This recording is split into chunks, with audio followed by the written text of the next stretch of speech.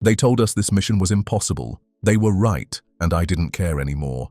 Captain Daniel Cross, that's my name. 23 years in the Colonial Defense Force, survived the siege of Ganymede, led extraction teams through the fall of New Brasilia. I watched more people die than I can count, but nothing prepared me for this. The briefing was short. Admiral Garrett didn't waste time on speeches or motivation, just showed us the tactical display, a sea of red dots stretching across half the sector.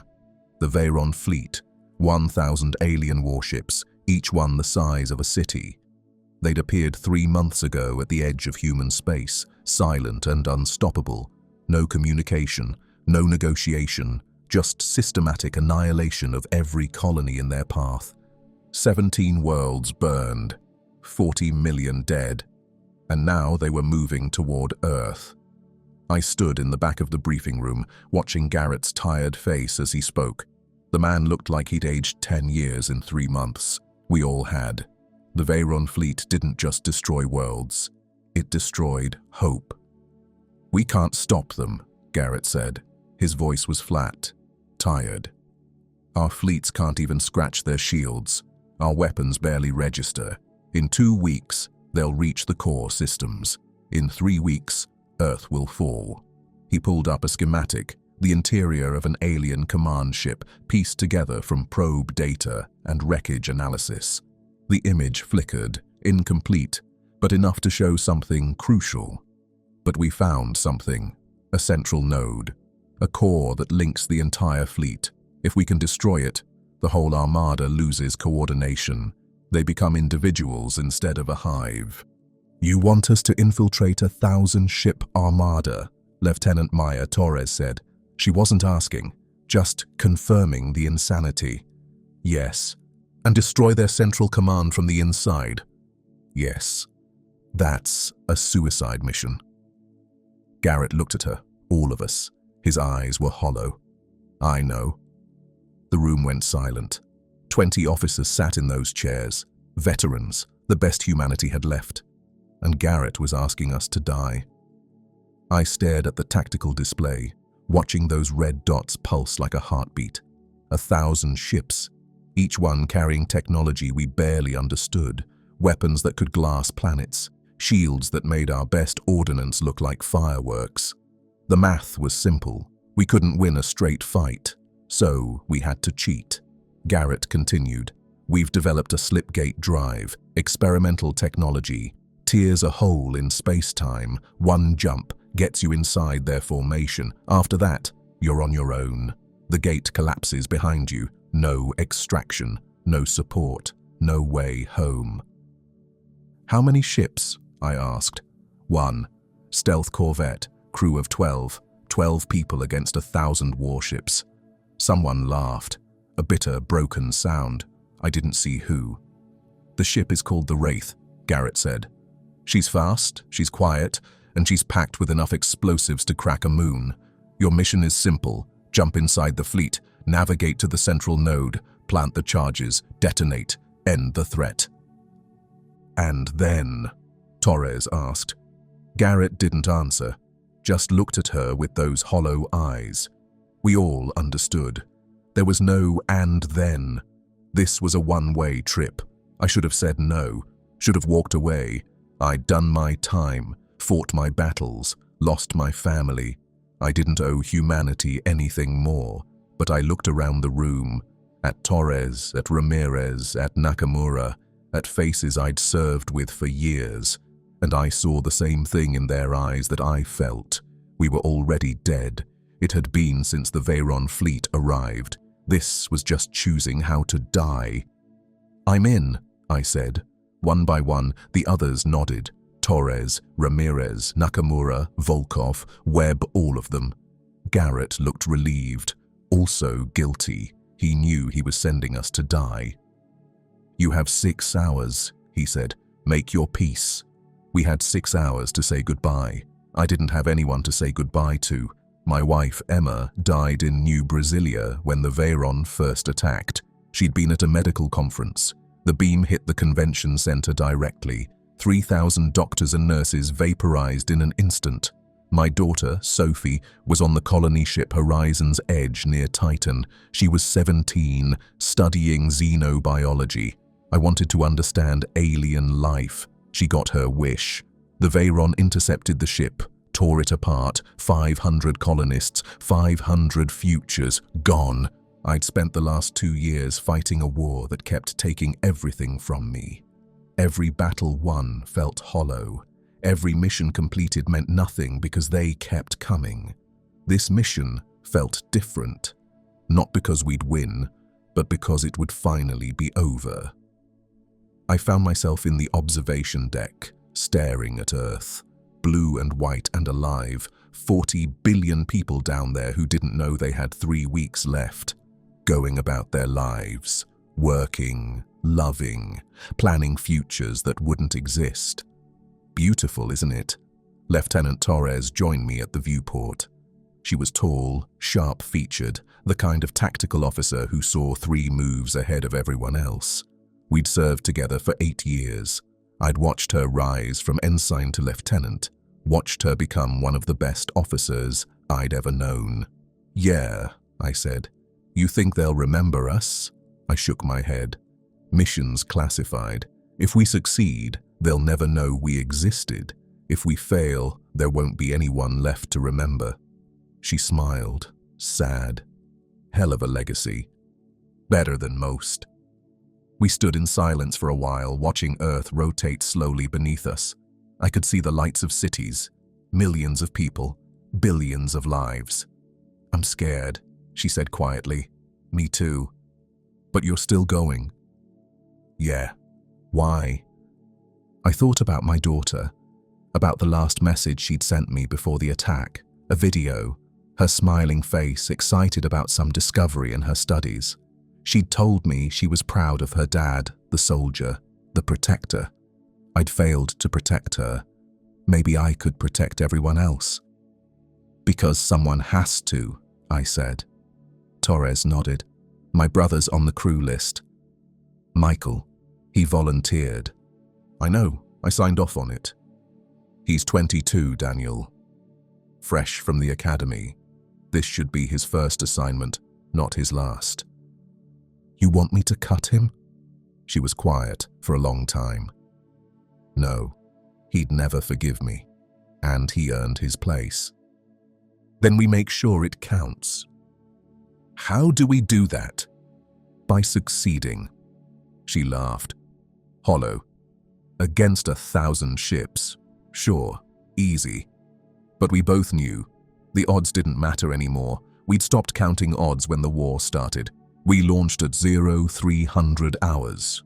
The Wraith waited in the hangar bay, sleek and deadly, black hull absorbing light, no markings, no identification, built for one purpose, infiltration.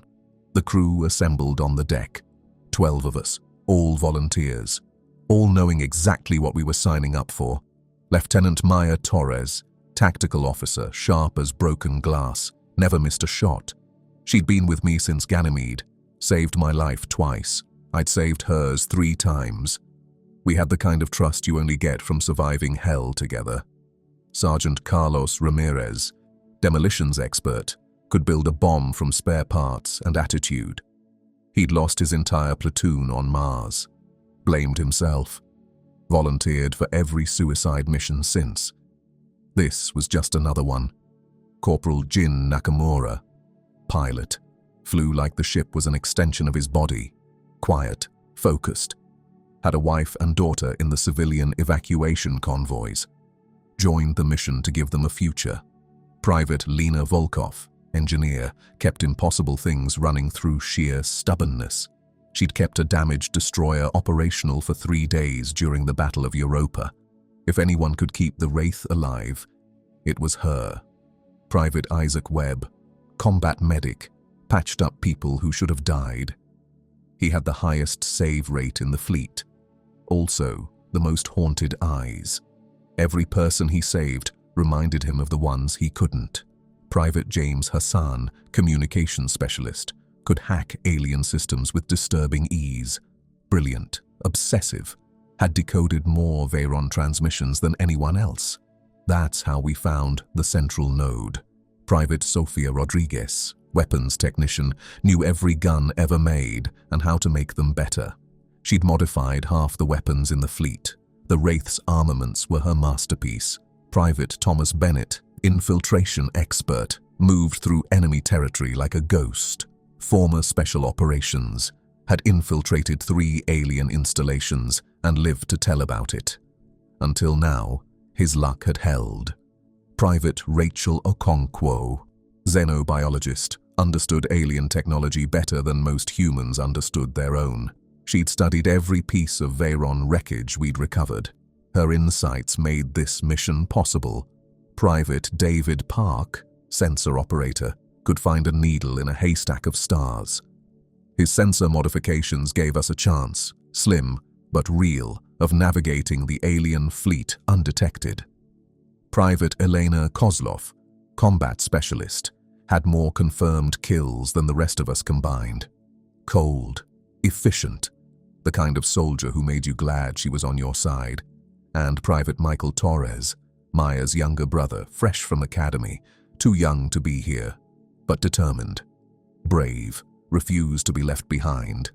12 of us, 1 ship, 1 mission. Admiral Garrett met us on the deck. I looked at each face, memorizing us maybe, or saying goodbye. "I won't lie to you," he said. "This mission has a 0% survival probability. Our analysts ran every scenario. None of them end with you coming home." "Sounds about right," Ramirez said. "But if you succeed, if you destroy that node, the Veyron fleet loses coordination. They become vulnerable. Our fleets can engage them individually. We can win." "And if we fail?" Michael asked. His voice was steady, but I heard the tremor underneath. "Then Earth falls in 3 weeks. The weight of 40 billion lives settled on our shoulders." "Any questions?" Garrett asked. Silence. "Then Godspeed. And thank you." We boarded the Wraith without ceremony. No speeches, no fanfare, just soldiers doing their jobs one last time. The ship's interior was cramped, efficient. Every surface is covered in displays and controls. The cockpit smelled like recycled air and ozone. The engines hummed with barely contained power. I took the command chair. Torres slid into tactical. Nakamura took the pilot seat. The others found their stations. "Final systems check," I ordered. Each station reported in, weapons online, sensors calibrated, stealth systems functioning, slipgate drive charged. "We're ready, Captain," Nakamura said. I looked at the crew. Young faces, old faces, scared faces, determined faces. "Listen up," I said. "I know what the odds are. I know what we're facing. But here's what I also know, we're the best humanity has. Every one of us has survived things we shouldn't have. We've beaten impossible odds before." "Not odds like this," Hassan said quietly. "No, not like this. But that doesn't matter. What matters is that we try, that we give Earth a chance, that we make sure if we die, it means something." "Inspiring speech, Captain," Ramirez said. But he was smiling. "I'm not done. When we get in there, things will go wrong. They always do. People will die. That's not a maybe, it's a certainty. But we keep moving forward. We complete the mission, no matter what it costs." "No matter what it costs," Torres repeated. The others echoed it. A promise, a vow. "Nakamura, plot the jump," I ordered. "Take us into hell." The countdown began. Nakamura's hands moved across the controls with practiced precision. Jump coordinates locked, slip gate engaging in 60 seconds. I opened a channel to the fleet command. "Wraith to control, beginning final countdown." "Copy that, Wraith. Good hunting." The words felt hollow. We weren't hunting, we were dying. 30 seconds. The crew strapped in. Emergency protocols activated. The ship's systems hummed, building power for the jump. 15 seconds. I thought about Emma, about Sophie, about everyone I'd lost. I wondered if I'd see them again, wherever we go after. 10 seconds. The slipgate drive reached critical power. Reality began to bend around the ship. 5, 4, 3, 2, 1. Jump. Reality tore open. The slipgate wasn't like normal FTL. It wasn't clean or simple. It was violent, aggressive, space folding in on itself, dimensions collapsing to a single point, then exploding outward in directions that shouldn't exist. The ship screamed. Metal groaned. Every system redlined simultaneously. My vision went white, then black, then colors that didn't have names. I felt like I was being turned inside out, pulled apart at the molecular level. My atoms scattered across impossible distances, reformed wrong. Someone was screaming, might have been me. Then it stopped. We emerged into hell. The Veyron Fleet surrounded us, massive ships in every direction, blocking out the stars. Each one was geometric and wrong, surfaces covered in patterns that hurt to look at. They pulsed with light that felt aggressive, hostile, alive, like looking at something that shouldn't exist in three-dimensional space, and they were close. Too close. "Evasive!" I shouted. Nakamura didn't need the order. His hands were already moving, the wraith twisted, dove, engines burning cold to avoid detection. An alien ship passed above us, so massive it took 15 seconds to clear. So close I could see details on its hull, structures that looked organic and mechanical at once, veins of energy pulsing beneath translucent plating, weapons tracking movement I couldn't see. It was beautiful, terrifying, wrong. "Stealth systems online," Torres reported. Her voice was steady despite the chaos. "We're invisible, for now." "Detecting automated defense grids," Park said. His voice was shaking. "Anti-ship mines, thousands of them. They're everywhere." The viewport showed them, small spheres drifting between the alien ships. Each one was the size of a car, covered in sensors, packed with enough explosive to vaporize a cruiser. They floated in precise patterns, creating a web of death throughout the entire fleet. "Thread through them," I ordered, slow and steady. Nakamura's hands moved across the controls with surgical precision. The wraith glided forward, silent, barely moving. A mine drifted past the viewport, 10 meters away, then 5, then 2. Its sensors swept across us, searching, probing. We held our breath. It passed. "Good flying," I said quietly. "Don't jinx it, sir." We made it another 15 seconds, weaving through the minefield, threading the needle, every moment expecting detection, every moment waiting for death. Then Hassan screamed. I spun in my chair, saw him clutching his helmet, eyes wide, blood running from his nose. "They're in my head," he gasped, voice breaking. "They're in my—" He collapsed, body seizing. His suit diagnostics went critical, neural activity spiking, brain patterns fragmenting. Webb rushed over, medical scanner in hand. Neural feedback, something's attacking his brain directly. "From what?" Torres demanded. "The fleet." Okonkwo was staring at her screens, horrified. "They're scanning us. Active sensors. They know something's here." The mines activated, all of them. At once, thousands of spheres lit up, searching, hunting. The closest one was 30 meters away, its sensors locked onto us. "They see us," Park said. "Go," I shouted. "Full burn." Nakamura punched the engines. The wraith shot forward. Stealth abandoned, running on pure speed. The mines pursued. They were fast, faster than us. They closed in, tracking with impossible precision, adjusting trajectory mid-flight. Countermeasures. Torres fired chaff, decoys, electromagnetic pulses, anything to confuse them. It wasn't enough. "Launching an escape pod." Bennett's voice was calm, professional. "Setting it on an intercept course. Maybe we can draw them off." "Bennett, wait!" But he'd already activated it.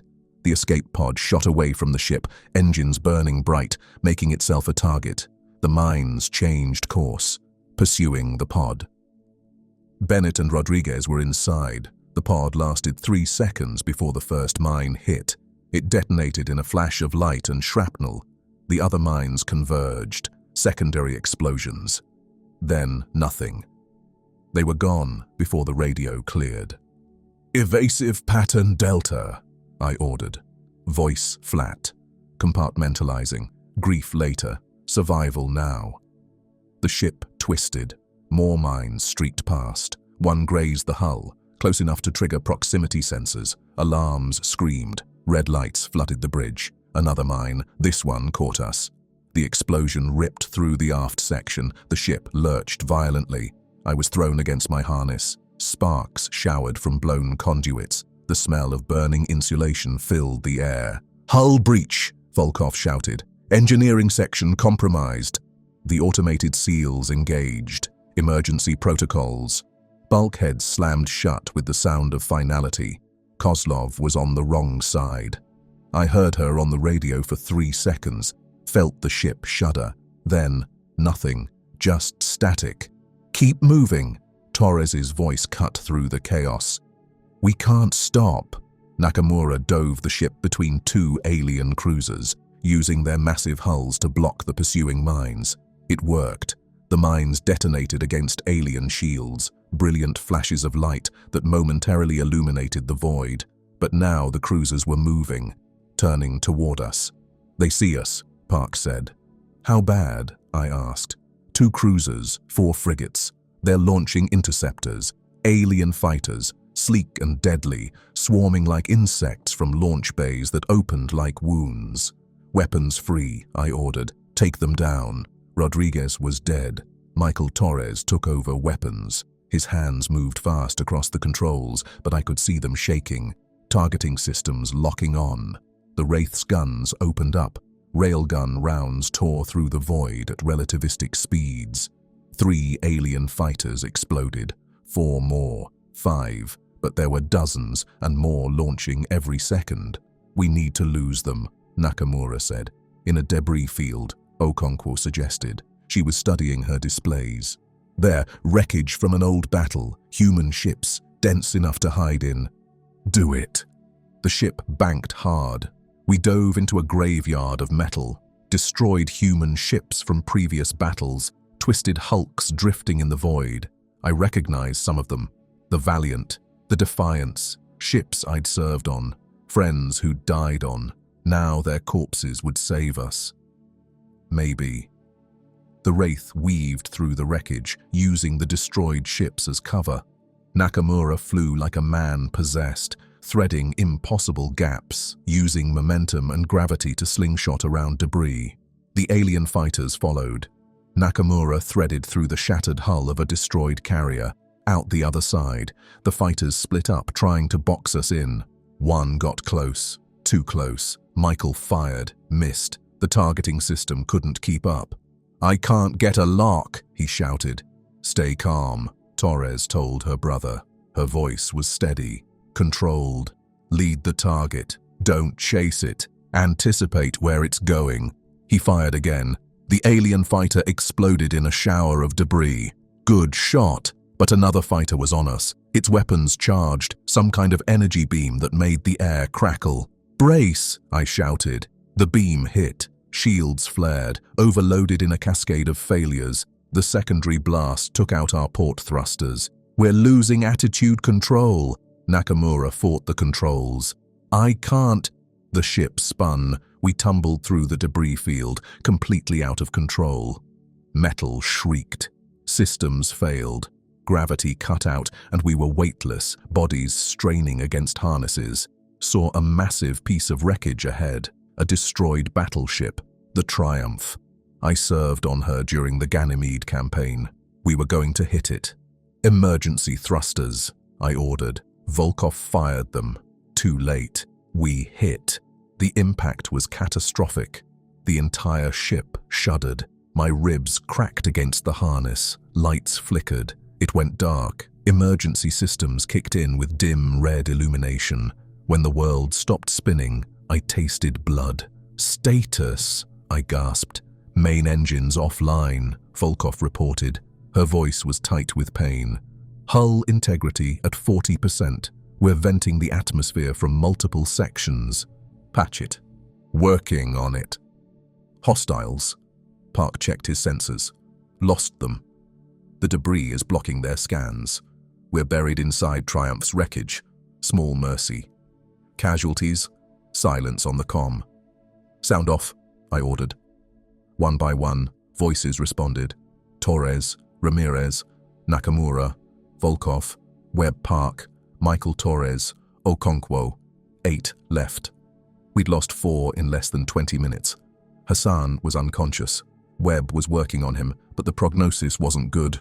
Whatever the alien scan had done to his brain, the damage was extensive. His neural patterns were fragmenting. Even if he woke up, he wouldn't be the same person. Captain, Okonkwo said quietly, I've been analyzing alien technology. The way they coordinated that attack, the precision, the adaptation, and they're not just advanced. They're intelligent, adaptive. They learned from our evasive patterns in real time. Each attack was more effective than the last. They're studying us. You're saying they're thinking. I'm saying they're learning. And they're learning fast. Faster than any AI we've ever encountered. That changed everything. We weren't fighting machines. We were fighting something that could think, adapt, evolve. Something that got smarter with every encounter. How long does it take to repair the engines? I asked Volkov. 2 hours, maybe 3. The damage is extensive. We don't have 3 hours. The mission window closes in 90 minutes. Then we don't have engines. I looked at the tactical display. The central node, our target, was 12 kilometers away, through the densest concentration of alien ships in the fleet. Without main engines, we'd never make it. There might be another way, Ramirez said. He was studying the schematics on his display. This debris field, it's an old human ship. Some of them might still have functional reactors. You want to salvage a power core? I want to salvage a reactor and turn it into a bomb, a big one. We can't reach the central node quietly anymore, so we blow a hole through the fleet. Torres looked at me. That would expose us completely. Every ship in the armada would know exactly where we are. We're already exposed, I said. They're hunting us. It's only a matter of time before they find us. So we go loud, Ramirez grinned. Make an entrance they'll never forget. It was insane, reckless, exactly the kind of plan that got everyone killed. It was also our only option. Do it, I said. You've got 30 minutes. Ramirez and Volkov suited up, grabbed tools and EVA equipment, left through the damaged airlock into the debris field. The rest of us waited. Hassan woke up screaming, incoherent words in languages that didn't exist. Webb sedated him with enough drugs to drop a horse. The neural damage was irreversible. Even if we made it back, which we wouldn't, he'd spend the rest of his life in a psychiatric facility. Michael Torres sat at the weapons console, staring at his hands. They were shaking so badly he could barely hold them still. His sister sat beside him, put her hand on his shoulder. You did good out there. Rodriguez is dead. Koslov is dead. Bennett is dead. They're all dead because I couldn't shoot fast enough. Michael! I should have been better. Faster. If I'd hit that first fighter, maybe. Stop. She grabbed his face, made him look at her. You saved us. That shot you made on the second fighter, that was perfect. That was the difference between us being alive and being atoms scattered across space. Doesn't feel like it. It never does. She pulled him into a hug. I looked away, gave them privacy. Some moments are sacred. 25 minutes later, Ramirez's voice crackled over the radio. Captain, we found one, the Valiant. She's badly damaged, but her reactor's still hot. Can you extract it? Yeah, but it's going to be messy. This thing's barely stable. The containment field is degraded. How big a boom are we talking about? Enough to punch through a capital ship. maybe 2 if we're lucky. Bring it home. They dragged the reactor back on a cargo sled. It was massive, 3 meters across, pulsing with barely contained energy, leaking radiation, held together with improvised welds and prayers. Ramirez looked like a kid on Christmas. Beautiful, isn't she? She's terrifying, I said. Same thing. He and Volkov spent 20 minutes rigging it as a proximity mine, cannibalized parts from the Wraith's damaged systems, built a remote detonator from scratch. When they finished, we had a floating bomb powerful enough to crack a small moon. How do we deploy it? Torres asked. Simple, Ramirez said. We launch it on a ballistic trajectory. It flies ahead of us. When it gets close to the central node, we detonate it remotely. And the blast? We'll vaporize everything within 2 kilometers. Clear a path straight to the target for about 30 seconds. After that, every ship in the fleet converges on the location. So, we have 30 seconds to reach the node, plant our charges and detonate. Yeah, that's not enough time. I know. I looked at the crew. 8 exhausted, terrified people who'd already watched half their team die. We're not all going to make it, I said. You know that, right? No one answered. I didn't need to. But if we do this right, Earth survives. 40 billion people will wake up tomorrow, go to work, kiss their families, live their lives. That has to be enough. It's enough, Torres said quietly. The others nodded. Then let's finish this. Nakamura got the main engines back online, barely. We had maybe 20% thrust, enough to move, not enough to run. We launched the reactor bomb at 0445 hours. It drifted ahead of us, silent and deadly, moving toward the heart of the Veyron Fleet, a makeshift weapon cobbled together from salvage and desperation. It was the most dangerous thing humanity had ever built. We followed at a distance. The alien ships detected us immediately. Every vessel within 5 kilometers turned in our direction, weapons charging, fighters launching in swarms. Here they come, Park said. The first wave hit us head-on. 20 fighters, maybe more. Michael Torres opened fire. His hands were steadier now. Got 6. The rest swarmed around us, weapons blazing with energy that looked like lightning frozen in time. Shields flared, failed almost immediately. Energy beams cut into the hull. Metal screamed. Return fire, I ordered.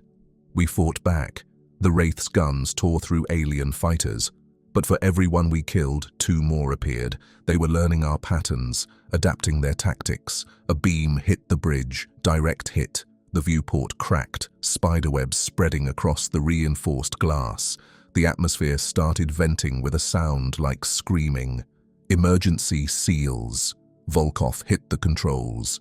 Bulkheads slammed down, the breach contained barely. The reactor bomb is in position, Ramirez reported. 10 seconds to detonation. An alien capital ship moved to intercept, massive, bristling with weapons. Its main cannon charged, something that made space itself distort. 5 seconds, the alien weapon fired, a beam of coherent energy that could vaporize a planet. Detonate, I shouted. Ramirez triggered the bomb. The reactor went critical, exploded with the force of a small star. A sphere of nuclear fire expanded outward at relativistic speeds, consuming everything in its path. The alien capital ship vanished. The fighters vanished. A dozen smaller vessels vanished. The shockwave hit us like the fist of God. The Wraith tumbled, systems screaming, hull groaning under impossible stress. When it passed, there was a hole in the fleet, a corridor of empty space leading straight to the central node. Bodies and debris drifted in the void, human and alien both. The cost of our entrance. Go! I ordered. Full burn! Nakamura pushed the engines to maximum, 20% thrust. Not enough, but it had to be. The Wraith shot forward through the opening. Alien ships converged from all sides. We had seconds, maybe less. The central node appeared on sensors, a massive structure, part ship, part station, covered in energy conduits and pulsing with power that lit up our sensors like a sun. Target acquired, Torres said. Ramirez, you're up. He grabbed the demolition pack, heavy, enough explosives to level a city. On it. We docked hard. No time for gentle maneuvering. The ship slammed into the alien structure, hull on hull, airlocks grinding together. Okonkwo, park. You're with me, I said. Torres, hold the ship. Sir. That's an order, Lieutenant. Someone needs to pilot us out. That's you. She looked at her brother, at me. The conflict was clear on her face. Understood, sir. We breached the airlock, entered the alien structure, and stepped into a nightmare. The corridors were organic, pulsing like veins. The walls breathed. The floor felt warm, almost alive beneath our boots. The air smelled like copper and ozone and something else, something that reminded me of hospitals and death. This way, Okonkwo said. She was following energy readings on her scanner, leading us deeper into the structure. We ran through alien corridors that curved in ways that hurt to look at, past chambers filled with technology I couldn't understand, past structures that looked like organs, things that pulsed and contracted, past entities that might have been alive or might have been machines or might have been something in between. Alien defenders appeared ahead. Not machines. Living things. Tall. Angular. Covered in black armor that seemed to grow from their bodies. They moved with inhuman grace, weapons that were part of their arms charged with deadly light. We opened fire. They fell. But more appeared from side corridors, dozens of them. Ramirez planted charges as we moved. Sticky bombs on energy conduits, explosives on structural nodes, creating a trail of destruction behind us. We reached the core chamber. It was massive, a cathedral of alien technology, energy arced between towering structures that reached into darkness above. The air hummed with so much power I could feel it in my teeth. At the center was a sphere, 10 meters across, pulsing with light, beating like a living heart. The heart of the entire fleet. That's it, Okonkwo whispered, awe and horror in her voice. That's the central node. How long will it take to plant the charges? I asked Ramirez. 2 minutes. We might not have 2 minutes. Alien defenders poured into the chamber. Dozens, hundreds, too many to count, too many to fight. Park opened fire, his rifle blazing. Bought us seconds. An energy beam hit him square in the chest. He went down, most of his torso just gone. Park! I moved toward him, but he was dead before I took a step. Keep going! Okonkwo shouted. She was firing in controlled bursts, backing toward the node. Professional. Calm. Even as death closed in, Ramirez worked with focused intensity, placing charges around the sphere, linking detonators. His hands moved with the precision of a surgeon, the skill of a master. An alien defender got close. Too close. I shot it. Center mass. It fell. Another appeared. Okonkwo killed it. Done! Ramirez shouted. Charges are set. Remote detonator armed. Fall back! We ran. Alien defenders chased us through the organic corridors. Energy beams cut through the air around us. One grazed my shoulder. The pain was immediate and blinding. Okonkwo stumbled. Fell. I turned back, grabbed her, pulled her up. Her suit was breached, leaking atmosphere. Blood spreads across the fabric. I'm not going to make it, she said. Matter of fact, already accepting. Yes, you are. Captain, I can't feel my legs. That doesn't matter. I'm not leaving you. You should.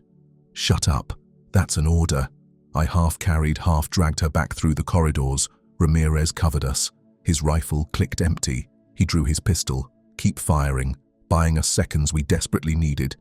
We made it to the airlock, sealed it behind us with alien defenders hammering on the other side. The Wraith was barely holding together. Alien fighters were tearing into the hull. Torres was firing everything we had left, which wasn't much. Everyone aboard, I shouted into the comm. We stumbled onto the bridge. Okonkwo collapsed. Webb rushed to her with his medical kit.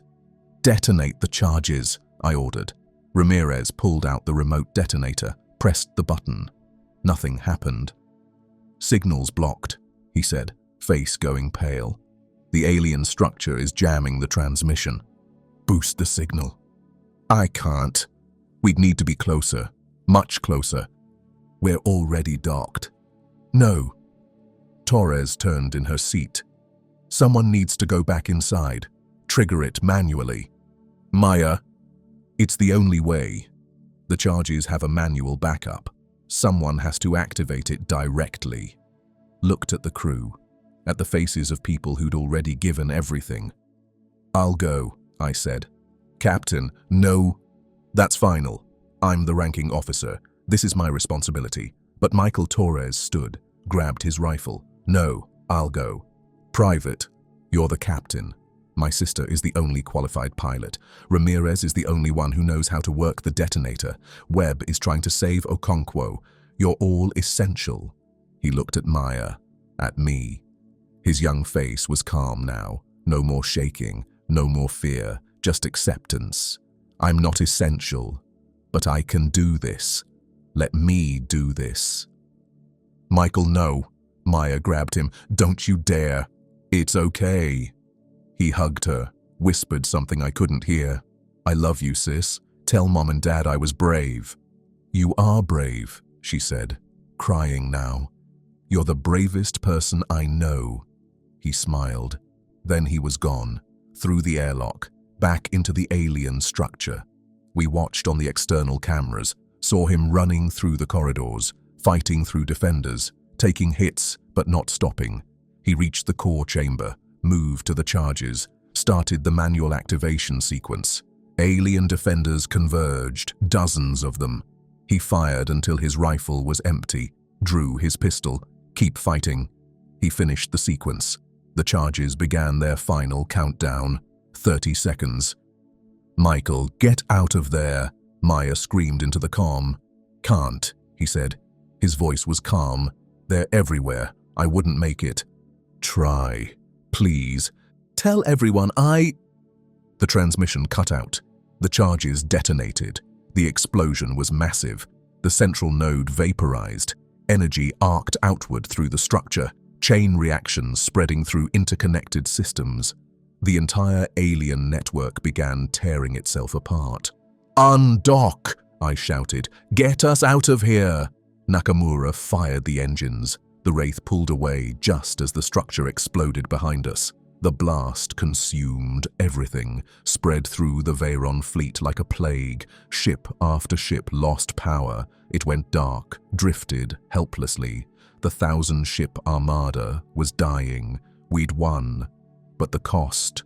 God, the cost. The shockwave caught us, damaged the engines beyond repair.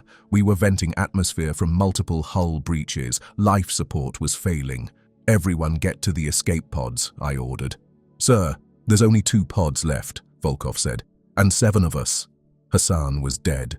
Had died while we were in the alien structure. 7 people, 2 pods rated for 4 each. The math didn't work. "Then make it work. Get to the pods. Now." Torres looked at me, understanding in her eyes. "You're staying. Someone has to pilot the ship. Buy you time to get clear." "Daniel." "Go, Lieutenant. That's an order. Take care of your crew." "You're my crew, too." "Not anymore." They evacuated. Okonkwo, unconscious. Ramirez, Volkov, Webb Nakamura. Park was dead. Torres was the last one to leave.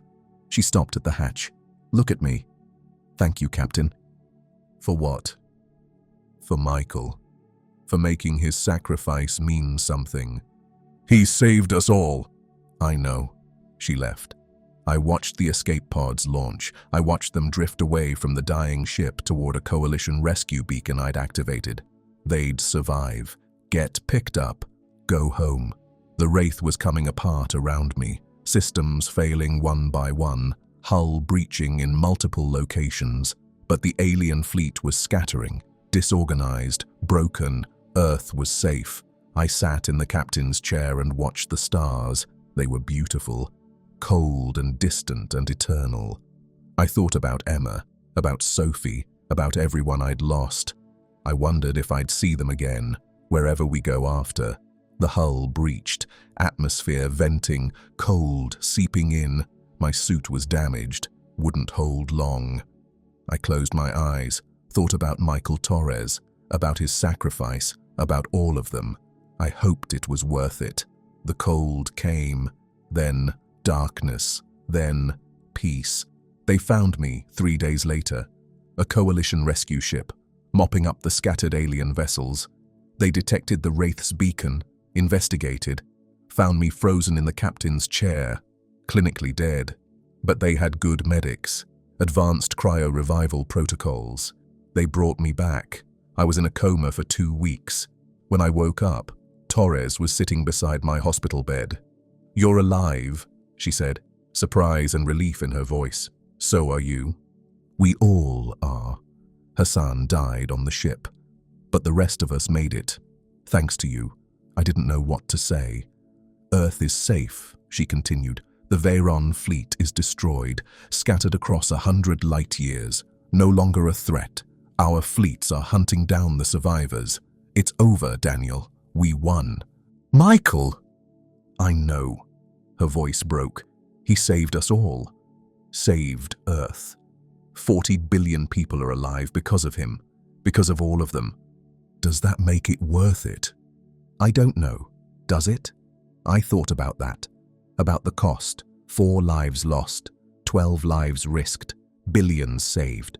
The math worked. The numbers justified it. But numbers never tell the whole story. "What now?" I asked. Torres looked out the window. On Earth, blue and white and alive. "Now we rebuild. Now we remember. Now we make sure their sacrifice meant something." I nodded. They gave me medals, promotions, called me a hero. The survivors of the Wraith became legends. But late at night I still hear Michael Torres's voice on the radio, still see the explosion that killed him. I still feel the weight of command, the knowledge that I sent people to die. The guilt doesn't fade. You just learn to carry it. The war is over. The Veyron threat is gone. But their silence is heavier than any scream. And I know, somewhere out there in the vast darkness between stars, something else is watching, waiting, learning, because the galaxy never runs out of monsters, and humanity is learning how to be one of them. We won the battle, we saved Earth, but the cost was everything we had. The stars are quiet now, but in that silence, I hear the voices of the dead. And I wonder, was survival worth what we became?